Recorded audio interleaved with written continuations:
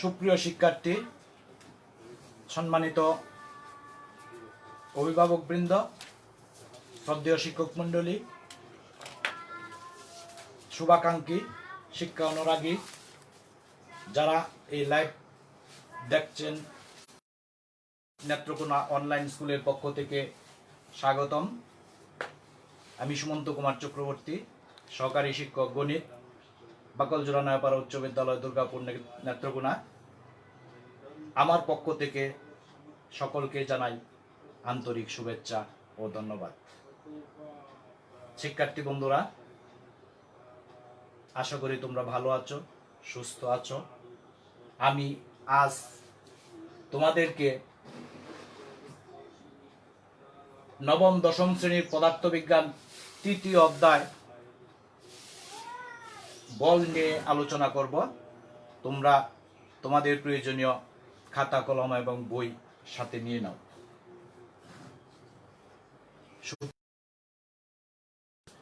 আমরা প্রত্যেকেই ফুটবল এবং ক্রিকেট খেলা আমরা পারি কম বেশি, আর যারা না পারি তারা এই ফুটবল এবং ক্রিকেট খেলা আমরা দেখেছি। ফুটবল খেলায় দুইটি পক্ষ থাকে, দুই দিকে। মাঠের মাঝখানে একজন পরিচালক গোল একটি বৃত্তাকার অংশ দিয়ে তার ভিতরে একটি বল বসানো থাকে, আমরা লক্ষ্য করেছি। যখন সেই বলটা এখানে বসানো থাকে তখন কিন্তু বলটা থাকে স্থির।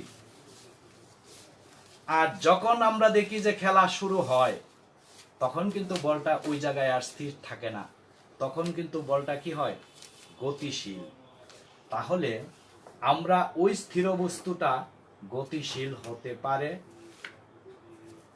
বা হতে চায়।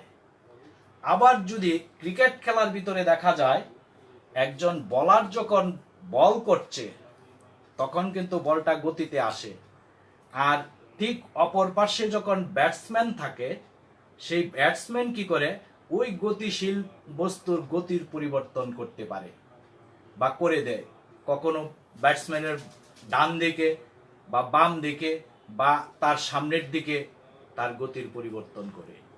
তাহলে আমরা বুঝতে পারছি যে স্থির বস্তু গতিশীল হতে পারে এবং গতিশীল বস্তুর গতির পরিবর্তন হতে পারে।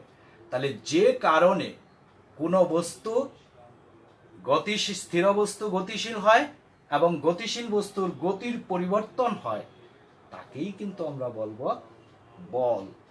তাহলে আসো বন্ধুরা, আমরা একটু বলের সংজ্ঞাটা এখানে আমি দেখে নেই, লিখে রাখছি তোমাদের, যে বল একটি বাহ্যিক কারণ যা স্থির বস্তুর উপর ক্রিয়া করে তাকে গতিশীল করে বা করতে চায়, এবং গতিশীল বস্তুর উপর ক্রিয়া করে তার গতির পরিবর্তন করে বা করতে চায়, তাকেই কিন্তু আমরা বলি বল।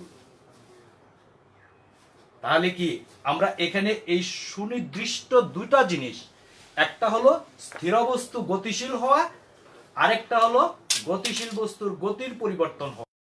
কি কারণে সেটা হয়, যে কারণটার নামই কিন্তু হলো বল। আর এই বলকে কিন্তু আমরা এফ দ্বারা প্রকাশ করতে পারি, কারণ বলের ইংরেজিতে সেটাকে বলা হয় ফোর্স। এই কারণেই কিন্তু আমরা বলকে এফ দ্বারা প্রকাশ করি। আর বলের এককটা কিন্তু হয় নিউটন। এটা আমাদের কিভাবে আসলো, নিউটনটা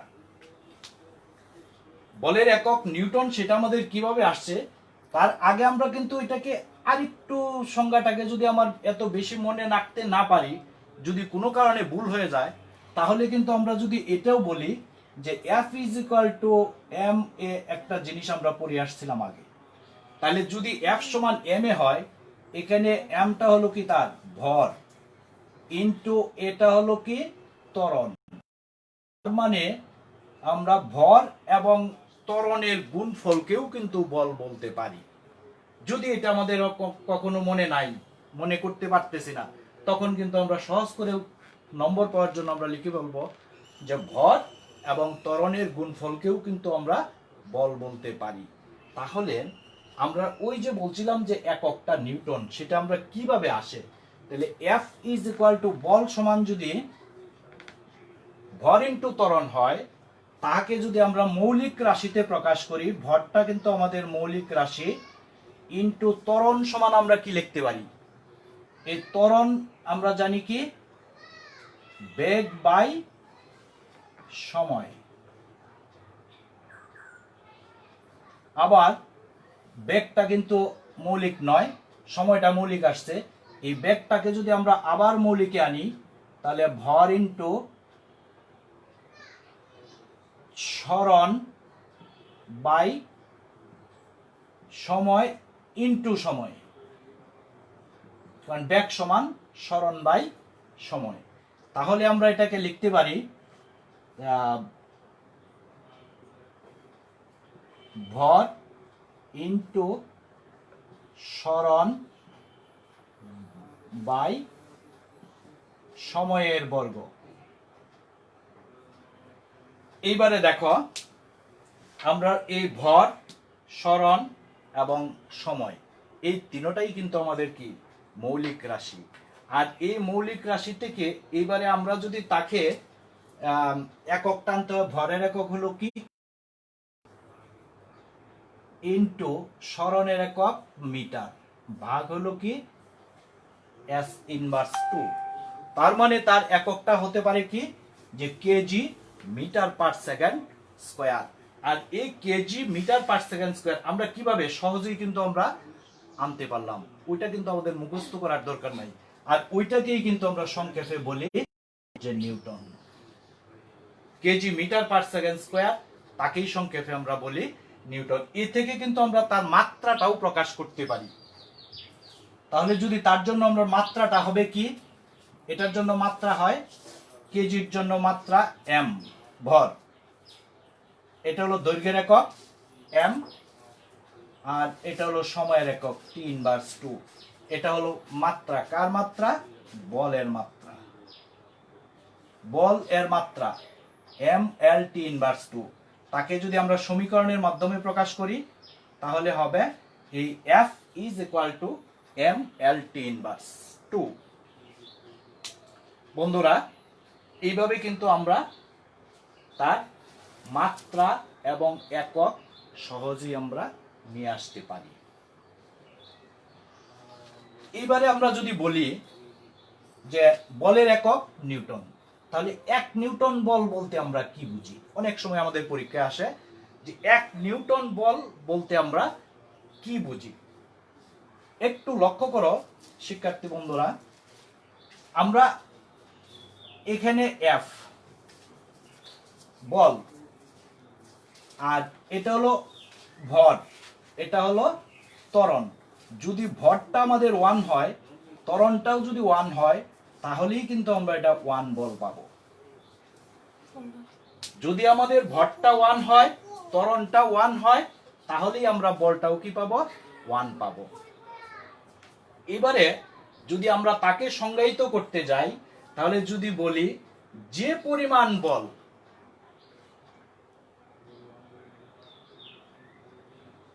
1 কেজি ভরের কোন বস্তুর উপর ক্রিয়া করে 1 মিটার পার সেকেন্ড স্কয়ার ত্বরণ সৃষ্টি করে, তাকেই বলবো আমরা 1 নিউটন বল।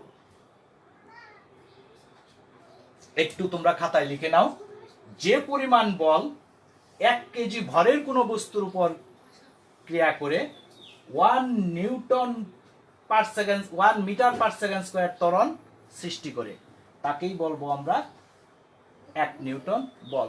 যদি আসে পরীক্ষা, আমরা অনেক সময় আসতে পারে 10 নিউটন বল বলতে আমরা কি বুঝি। তাহলে আমাদের 10 নিউটন বল হলে কেজি, এই ভরটা আমাদের 1 কেজি থাকবে, কিন্তু আমাদের কি হবে, এই ত্বরণটা গিয়ে পরিবর্তন হবে। তাহলে যদি 10 নিউটন বল আমাদের হয়, তাহলে আমরা কি করব, সংজ্ঞাটা আমরা কিভাবে বলবো, যে পরিমাণ বল 1 কেজি ভরের কোন বস্তুর উপর ক্রিয়া করে 10 মিটার পার সেকেন্ড স্কয়ার ত্বরণ সৃষ্টি করে, তাকেই বলবো আমরা 10 নিউটন বল। একইভাবে আমরা 50 নিউটন হতে পারে, 100 নিউটন হতে পারে, এই ধরনের প্রশ্ন আমাদের কি পরীক্ষায় আসতে পারে। এবারে দেখো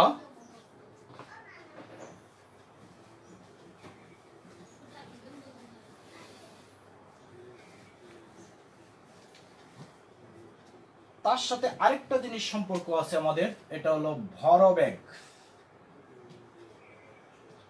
ভরবেগ, মোমেন্টাম। এখানে আমরা কিন্তু সহজেই বোঝা যাচ্ছে এখানে দুইটা জিনিস, একটা হলো ভর আর একটা হলো বেগ। তাহলে যদি এখানে ভর আর বেগ হয় তাহলে সেটাকে যদি আমরা এইভাবে লিখি যে ভর ইনটু বেগ, তাহলে আমরা এটাকে সংজ্ঞায়িত এইভাবেই করতে পারি যে ভর ও বেগের গুণফলকেই বলা হয় ভরবেগ। ভর ও বেগের গুণফলকেই বলা হয় ভরবেগ। এই ভরবেগকে কিন্তু আমাদের পি দ্বারা প্রকাশ করা হয়, তাহলে P is equal to M V. P is equal to M V. এবারে তাহলে দেখো যে আমরা আগে যেভাবে এককটা নিয়ে আসছিলাম, তাহলে এটার এককটা আমাদের কি হবে একটু লক্ষ্য করো। এখানে ভরের একক আমাদের কেজি, আর ব্যাগের একক মিটার পার সেকেন্ড। তাহলে ভরবেগের এককটা হচ্ছে আমাদের কি কেজি মিটার পার সেকেন্ড।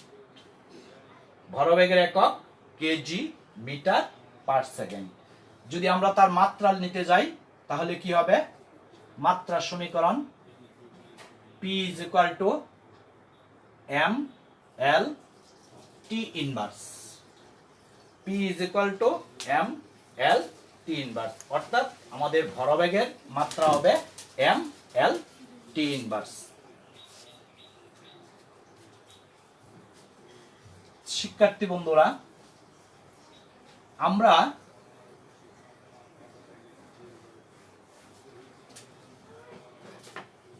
নিশ্চয়ই নিউটনের নাম শুনেছি। স্যার আইজাক নিউটন ইংল্যান্ডের একজন বিখ্যাত বিজ্ঞানী, আমরা পদার্থবিজ্ঞানী বলি যেহেতু আমরা এখানে পদার্থ নিয়ে আলোচনা করছি।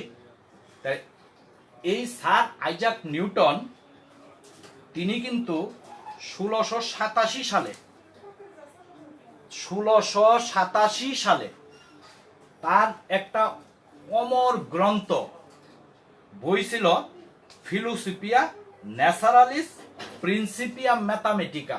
আমি নামটা লিখে দিচ্ছি, তোমরা একটু লিখে নাও যে ফিলোসফিয়া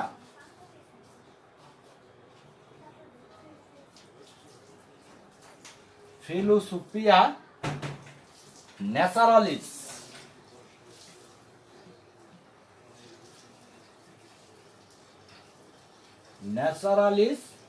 প্রিন্সিপিয়া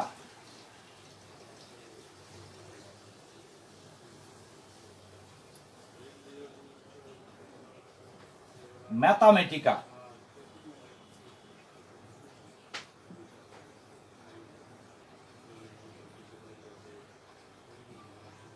এই তার একটা অমর গ্রন্থ। এই গ্রন্থে তিনি তিনটা জিনিস, যে ভর, গতি এবং বল, এই তিনটা জিনিসের ভিতরে সম্পর্ক স্থাপন করতে যাইয়া তার এই অমর যে গ্রন্থটা, সেই গ্রন্থে তিনি তিনটা সূত্র প্রদান করেন। আর ওই তিনটা সূত্রকেই বলা হয় নিউটনের গতি বিষয়ক সূত্র। নিউটনের গতি বিষয়ক সূত্র। আমরা কোথা থেকে আসছিল সেটা, স্যার আইজাক নিউটন তার অমর গ্রন্থ ফিলোসফিয়া ন্যাচারালিস প্রিন্সিপিয়া ম্যাথামেটিকা, ওই বইটাতে সে ভর, গতি এবং বল তাদের মধ্যে সম্পর্ক স্থাপন করে তিনটি সূত্র প্রদান করেন। আর তার ওই সূত্র তিনটিকেই বলা হয় নিউটনের গতি বিষয়ক সূত্র।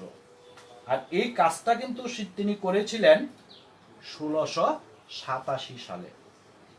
তাহলে এবারে দেখো আমরা এই সূত্রগুলো একটু দেখে নেই।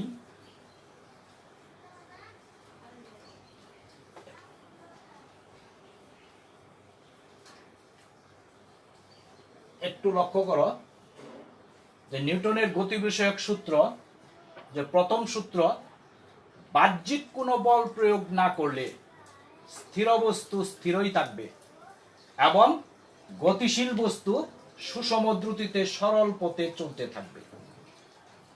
অর্থাৎ এই আমার ডাস্টারটা বা তোমার ফিজিক্স বইটাই আমি যদি এই টেবিলের উপর রাখলাম, এটাকে আর কেউ এখান থেকে সরালো না, এমনকি বাতাসেও সরালো না, তাহলে বইটা কি হবে? বইটা এই জায়গায় থাকবে না? না যাবে কোথায়ও? যাবে না, বইটা এই জায়গায় থাকবে। এই জন্যই বলা হয়েছিল যে স্থির বস্তু স্থিরই থাকবে। আর যদি আমি একটা ডিল ছুরি উপর দিকে, তাহলে বাস্তবিক অর্থে দেখা যায় কি ডিলটা আস্তে আস্তে মাটিতে পড়ে যায়। তার কারণ হলো পৃথিবীর আকর্ষণ বল এবং বায়ুর বাধা।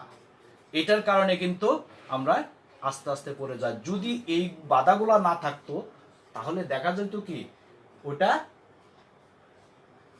যেতেই থাকতো শুধু, সেটা আর কখনোই থামতো না। এই কারণেই নিউটন তিনি তার প্রথম সূত্রে বলছিলেন যে বাহ্যিক কোনো বল প্রয়োগ না করলে, অর্থাৎ বাহিরের যদি কোনো বল এখানে প্রয়োগ না করা হয়, তাহলে স্থির বস্তু স্থিরই থাকবে এবং গতিশীল বস্তু সুষম দ্রুতিতে সরল পথে চলতে থাকবে। এটা ছিল আমাদের কি প্রথম সূত্র। এবারে তোমরা খাতায় লিখে নাও।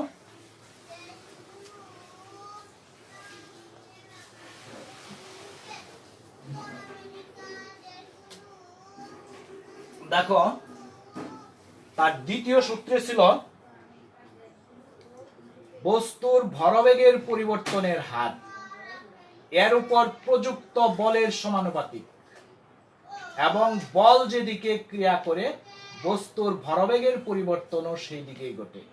অর্থাৎ ওই জিনিসটা কিন্তু আমাদের ওই F = ma আগে যেটা পাইছিলা তোমরা, কিন্তু অষ্টম শ্রেণীতে এরকম একটা সূত্র পাইছিলা, F = ma, কিন্তু বিস্তারিত তোমাদের এখানে ছিল না।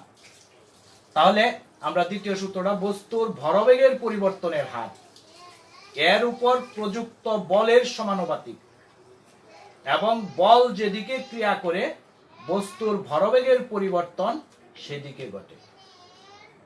এবং তার তৃতীয় সূত্রটা ছিল কি প্রত্যেক ক্রিয়ারই একটি সমান ও বিপরীত প্রতিক্রিয়া আছে।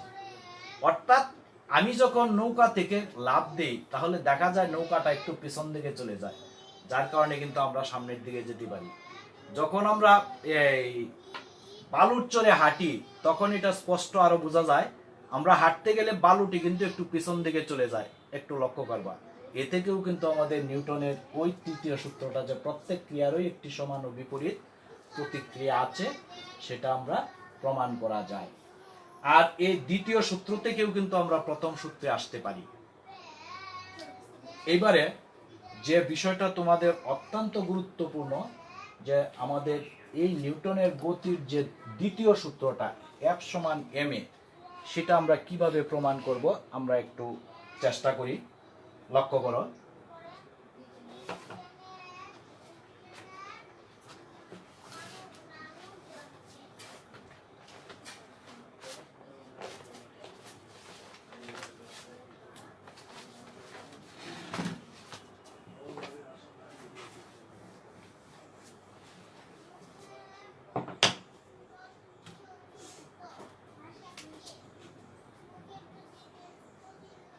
দেখো আমি মনে করি যে m ভরের একটা বস্তু u আদিবেগ নিয়ে চলছে। মনে করি m ভরের কোন বস্তু u আদিবেগ নিয়ে চলছে। বস্তুটির উপর যদি t সময় ধরে F সমবল প্রয়োগ করা হয় তাহলে তার বেগ হয় v বেগ প্রাপ্ত হয়। আমি তোমাদেরকে এটা একটু চিত্রের মতো দিলাম এই কারণেই, কারণ তোমরা জ্যামিতির মতো আগে তার বিবরণটা এখানে লিখতে পারবা। যে জ্যামিতিতে যেভাবে আমরা বিবরণটা লিখি এখানেও ঠিক এইভাবে লিখবা, যে এখানে যা যা আমি দিয়েছি। যেমন m ভরের কোনো বস্তু, আমি আবার বলছি, u আদিবেগ নিয়ে চলছে। বস্তুটির উপর টি সময় ধরে এফ সমবল প্রয়োগ করায় তার বেগ হলো ভি। শিক্ষার্থী বন্ধুরা, আমি আবার বলছি, তোমরা সেটা লিখে নাও। আমি এইটুকু আর লিখবো না, আমি পর থেকে গাণিতিক ব্যাখ্যাটা অবশ্যই তোমাদেরকে লিখব। যে মনে করি এম ভরের কোনো বস্তু, তোমাদের মতো করে লিখবা, নিজের মতো করে। মনে করি এম ভরের কোনো বস্তু ইউ আদিবেগ নিয়ে চলছে। বস্তুটির উপর টি সময় ধরে এফ সমবল প্রয়োগ করায় তার শেষ বেগ ভি হয়। এবারে দেখো তাহলে, সুতরাং আদি ভরবেগ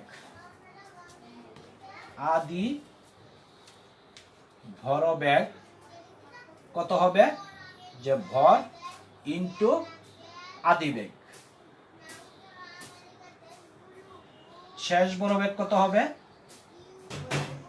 শেষ ভরবেগ এম ভি, ভর ইনটু শেষ বেগ। সুতরাং টি সময়ে ভরবেগের পরিবর্তন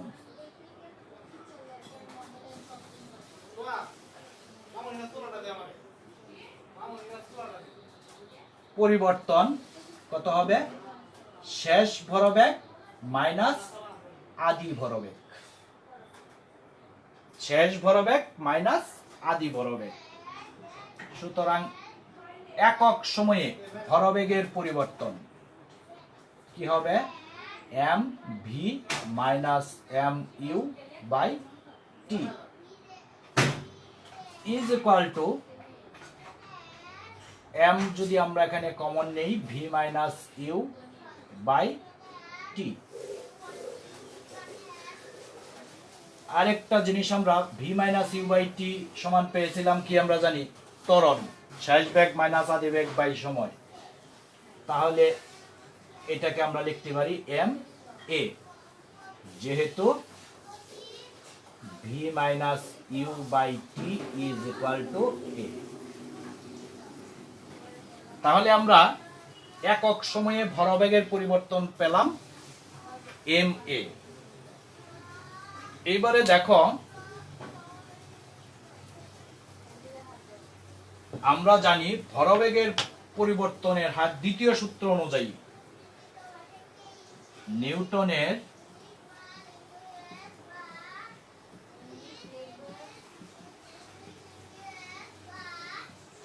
গতির দ্বিতীয় সূত্র অনুযায়ী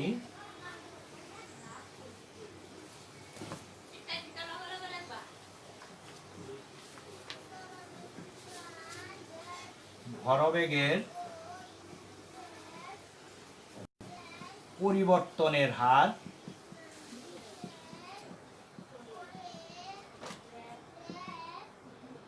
প্রযুক্ত বলের সমানুপাতিক।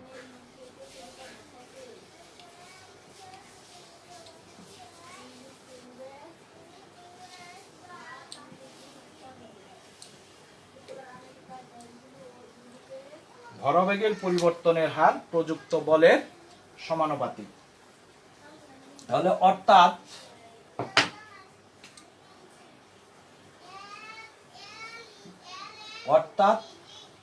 এম এ ভ্যারিয়াসেস এফ, এই যে ভরবেগের পরিবর্তনের হার প্রযুক্ত বলের সমানুপাতিক। তাহলে আমরা যদি সমানুপাতিক চিহ্নটা উঠাইতে যাই, তাহলে M A is equal to K F. এখানে কে একটি সমানুপাতিক ধ্রুবক।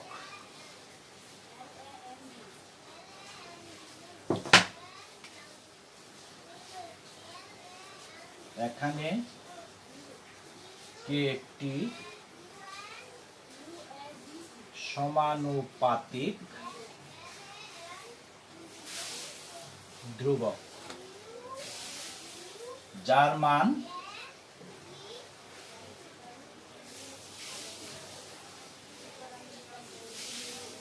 একক বলের উপর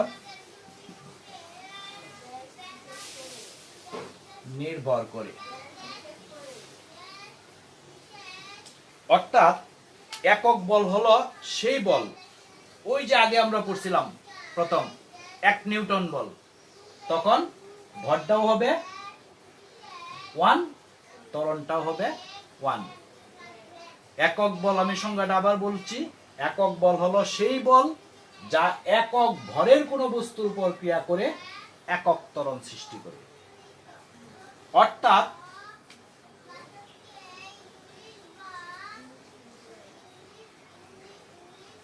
আমরা যদি লিখি যে m এর মান 1, এর মান 1, এটা 1 কেজি ইন্টু এটা হবে 1 মিটার পার সেকেন্ড স্কোয়ার সমান কে ইন্টু 1 নিউটন। এটা কখন হবে? যে যখন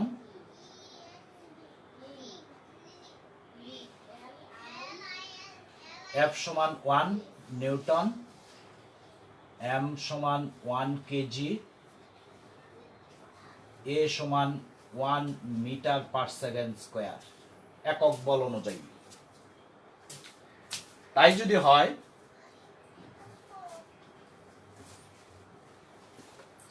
দেখো গুণ করলে 1 KG metre per second square is equal to K newton. আমরা কিন্তু আগে পেয়েছিলাম যে KG metre per second square is equal to newton. তাহলে আমরা যদি বাদ দেই, তাহলে এই ক্ষেত্রে আমরা লিখতে পারি কে ইজ ইকুয়াল টু 1। আমরা এটাকে একটু আগে সমীকরণ নম্বর দিয়ে রাখি। এবারে আমরা কে এর মান 1 নং সমীকরণে বসাই। কে এর মান 1 এ বসাই।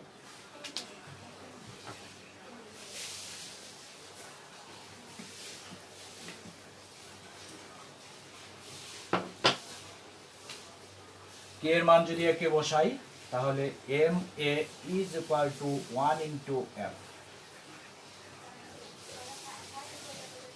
বা M A is equal to F. সুতরাং F is equal to M A. অর্থাৎ বল সমান ভর ইন্টু ত্বরণ। ওই যে আমরা আগে বলছিলাম যে ভর এবং ত্বরণের গুণফলকেও কিন্তু বলা হয় বল। তাহলে আমরা কিন্তু পরীক্ষা এইভাবেও চাইতে পারে যে প্রমাণ করো যে এফ সমান এম এ, অথবা বলতে পারে যে প্রমাণ করো যে বল সমান ভর ইন্টু ত্বরণ। যেভাবে আমাদের প্রশ্নটা চায় আমরা ঠিক সেইভাবেই তার উত্তর করতে হবে।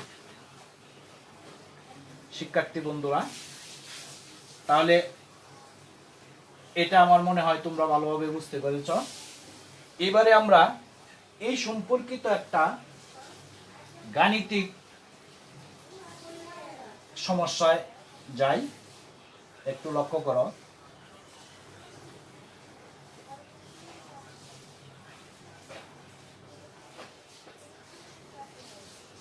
যদি এমন একটা গাণিতিক সমস্যা থাকে যে 20 কেজি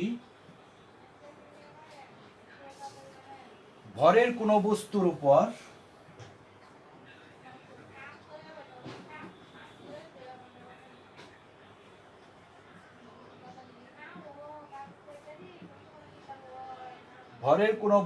উপর কত বল প্রযুক্ত হলে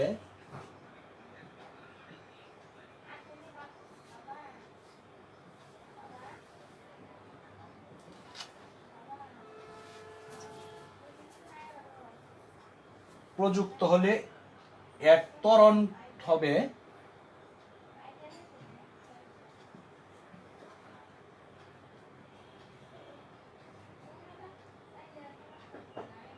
2 মিটার পার সেকেন্ড স্কোয়ার। এটা আমাদের একটা গাণিতিক সমস্যা। একটু লক্ষ্য করো যে 20 কেজি ভরের কোনো বস্তুর উপর কত বল প্রযুক্ত হলে এর ত্বরণ হবে 2 মিটার পার সেকেন্ড স্কোয়ার। তাহলে আমরা এই সমস্যাটার সমাধান আমরা কিভাবে করব দেখো। প্রথমে লিখতে হবে যে দেওয়া আছে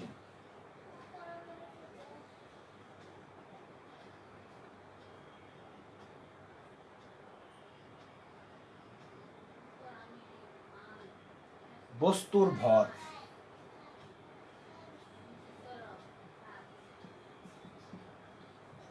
m is equal to 20 KG. আর কি দেওয়া আছে আমাদের? ত্বরণের মানটা দেওয়া আছে। ত্বরণ a is equal to 20 metre per second square. এই দুটো তথ্য আমাদের দেওয়া আছে। বের করতে হবে কি? বল। তাহলে এই বল F is equal to কত, এটা আমাদের বের করতে হবে।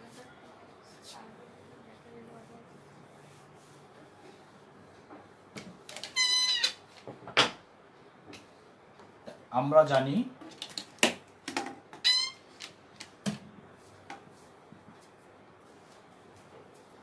F is equal to ma।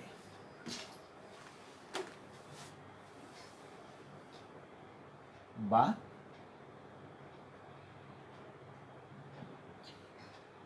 F is equal to m এর জায়গায় 20 KG into 2 metre per second square. বা F is equal to 40 KG metre per second square. Therefore F is equal to 40 newton. এই যদি আমরা 20 KG ভরের বস্তুটার উপর যদি আমরা 40 নিউটন 40 নিউটন বল প্রয়োগ করি, তাহলে তার ত্বরণ হবে 2 মিটার পার সেকেন্ড স্কোয়ার। এখন আমি এটা দেখাচ্ছি এই কারণে যে আমরা যখন খাতায় লিখি তখন এই ধরনের সমস্যাগুলি কিন্তু আমাদের গ নাম্বারে থাকে। তো গ নাম্বারে কিন্তু এখানে আমাদের জ্ঞান, অনুধাবন এবং প্রয়োগ এই তিনটা জিনিসের প্রয়োজন হয়। তাহলে আমরা এখান থেকে যে এই জিনিসগুলো আমরা কি খুঁজে বের করছি আমাদের উদ্দীপক থেকে, আর এই জন্য এগুলিকে বলা হয় অনুধাবন। এটা আমরা সরাসরি মুখস্থ লিখেছি। এটা হলো কি আমাদের জ্ঞান, জ্ঞান স্তর, আর এটা হলো আমাদের প্রয়োগ স্তর। এখানে কিন্তু নম্বর আমাদের আলাদা আলাদা আছে। অনেকে দেখা যায় এটা লিখলো না, এখান থেকে গোটা করে দিয়ে দিল, তার মানে কিন্তু তার একটা স্তর বাকি পড়ে গেল, সে কিন্তু 1 নম্বর কম পেতে পারে। এই ক্ষেত্রে আমাদের ভুল হয়ে গেল ক্যালকুলেশনে, তাহলে কিন্তু তার 1 নম্বর কাটা যাবে, বাকি কিন্তু সে 2 নম্বর পেয়ে যাবে।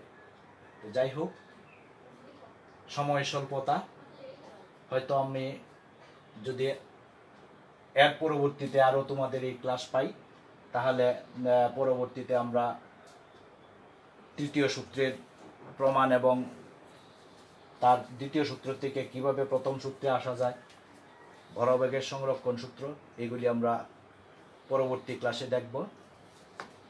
তোমরা ভালো থাকো, সুস্থ থাকো, নিরাপদে থাকো, এই কামনা করে সকলকে ধন্যবাদ জানিয়ে আমি আমার ক্লাস এখানে শেষ করছি। ধন্যবাদ সকলকে।